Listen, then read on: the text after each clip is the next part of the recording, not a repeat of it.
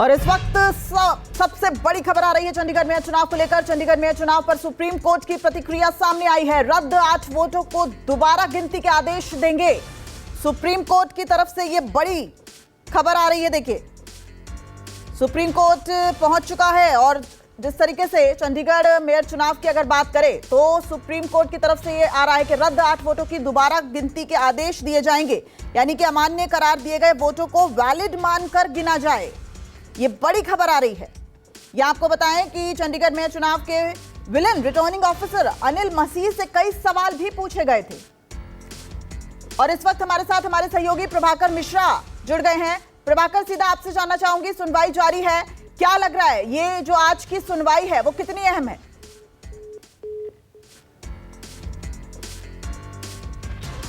प्रभाकर से दोबारा संपर्क करने की कोशिश करते हैं। तो इस बीच आपको बता दें, बड़ी खबर, कोर्ट ने रिकाउंटिंग के संकेत दे दिए हैं और अमान्य करार दिए गए वोटों को वैलिड मानकर गिना जाए, यानी चंडीगढ़ मेयर चुनाव पर अहम खबर आ रही है। और देखिए, इस बीच बड़ा फेरबदल भी देखने को मिला, क्योंकि अभी तक अगर देखें तो आम आदमी पार्टी का पलड़ा भारी था, लेकिन जिस तरीके से आम आदमी पार्टी के 3 पार्षदों ने बीजेपी का दामन थाम लिया, तो अब ऐसा लग रहा था कि सदन में बीजेपी का बहुमत का जो आंकड़ा है वो पूरी तरह से बढ़ता हुआ नजर आ रहा था। लेकिन अभी जो सुनवाई जिस चीज को लेकर चल रही थी, सीजेआई ने कहा कि हम आदेश देंगे कि ये 8 वोट कुलदीप कुमार के पक्ष में काउंट किए जाएं और उसके बाद रिजल्ट घोषित किया जाए। और सुनवाई लगातार सुप्रीम कोर्ट में इस वक्त जारी है। और एक बार फिर से प्रभाकर मिश्रा हमारे साथ फोन लाइन पर जुड़ गए हैं। प्रभाकर, सुनवाई जारी है, क्या कुछ अहम? देखिए, सबसे बड़ी बात यह है कि सुप्रीम कोर्ट ने यह संकेत दिया है कि जो 8 वोट जिसे कहा गया कि अवैध करार दिया गया था रिटर्निंग ऑफिसर के जरिए, उसके लिए कोर्ट ने कहा है कि वो जो 8 वोट पड़े थे वो आम आदमी पार्टी के कैंडिडेट कुलदीप कुमार के पक्ष में पड़े थे। कोर्ट ने यह संकेत दिया है कि कोर्ट ये कह सकता है कि उन वोटों की रिकाउंटिंग होगी और वो जो वोट अवैध करार दिए गए थे वो कुलदीप कुमार के पक्ष में काउंट किए जाएंगे और उसके बाद फिर रिजल्ट घोषित किए जाएंगे। हालांकि ये सुप्रीम कोर्ट की टिप्पणी है, सुप्रीम कोर्ट में अभी सुनवाई चल रही है, आदेश नहीं आया है, लेकिन जो सुप्रीम कोर्ट की टिप्पणी है वो महत्वपूर्ण है और ये संकेत है कि ऐसा कोर्ट आदेश दे सकता है।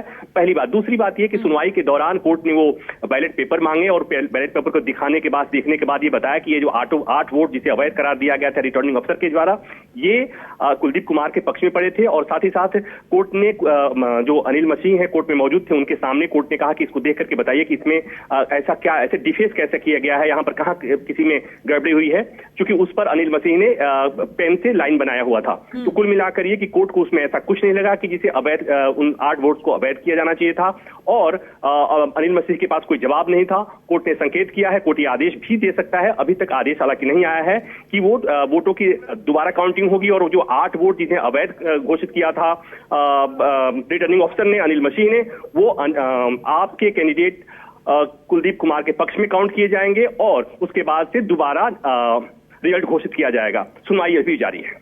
प्रभाकर, अगर ये जो 8 वोट हैं, जो अमान्य करार दिए गए थे वोट, अगर इन्हें वैलिड मान लिया जाता है तो जाहिर तौर पर आम आदमी पार्टी चंडीगढ़ मेयर चुनाव जीत सकती है।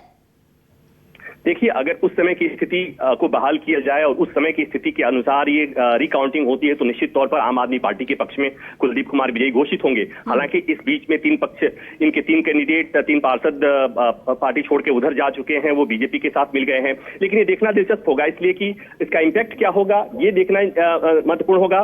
मैं ये कहूंगा कि थोड़ा सा हम इंतजार करें ताकि कोर्ट के आखिरी फैसले का इंतजार करें, इसलिए कि कोर्ट ने संकेत किया है, कोर्ट ने ये बात कही है, आदेश अभी नहीं आया है, कोर्ट के आदेश का हम इंतजार करें क्योंकि सुनवाई जारी है। अच्छा, 2 सवाल सुप्रीम कोर्ट ने और पूछे अनिल मसीह से, क्या आपने बैलेट पेपर क्रॉस किए? और एक बार फिर से सुप्रीम कोर्ट ने बड़ी जो चिंता इस वक्त देश की है, क्या आपने लोकतंत्र की हत्या की और अगर ऐसा तो क्यों की? इसको आप कैसे देखते हैं?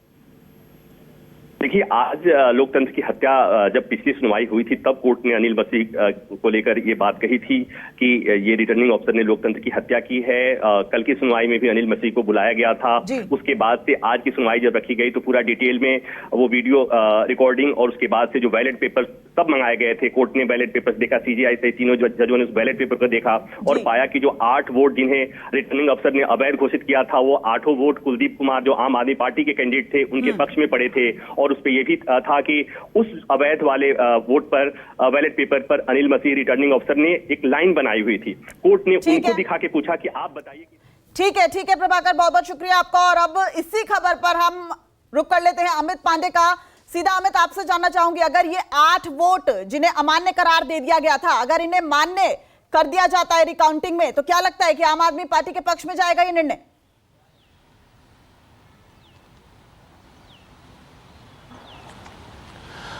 जी बिल्कुल दिव्या, जिस तरह से सुप्रीम कोर्ट में हम इस वक्त हियरिंग सुन रहे हैं उसमें साफ तौर पर ये कहा जा रहा है कि अगर 8 वोट जो है अगर इसको मान्य कर दिया जाए तो सीधे तौर पर आम आदमी पार्टी का जो इंडिया अलायंस बना हुआ था कांग्रेस के साथ, उनका मेयर बनना एकदम तय है, क्योंकि 12 वोट जो है वो आम आदमी पार्टी और इंडिया अलायंस को पड़े हुए थे और 8 जो है उसको जो अनिल मसीह है जो प्रिजाइडिंग ऑफिसर थे उन्होंने इनवैलिड कर दिया। अगर दोनों वोटों को मिलाया जाए तो 20 वोट होते हैं और वहीं बीजेपी की अगर हम बात करें तो उन्हें 16 वोट मिले हुए हैं। तो साफ तौर पर जो मेजोरिटी है वो 17 की है यहां पर, और आम आदमी पार्टी और कांग्रेस जो अलायंस था उसको 20 वोट मिले। तो सीधे तौर पर बहुत आसानी से आम आदमी पार्टी जो है वो अपना मेयर चंडीगढ़ में बना लेगी। आम आदमी पार्टी लगातार इस बात को कह रही थी कि उनका एक भी वोट जो है वो इनवैलिड नहीं हुआ है। जो प्रिजाइडिंग ऑफिसर थे अनिल मसीह, उन्होंने उन वोटों पर टिक मारा और साफ तौर पर सुप्रीम कोर्ट के अंदर भी लगातार जो पंजाब सरकार के एजी हैं वो इस बात को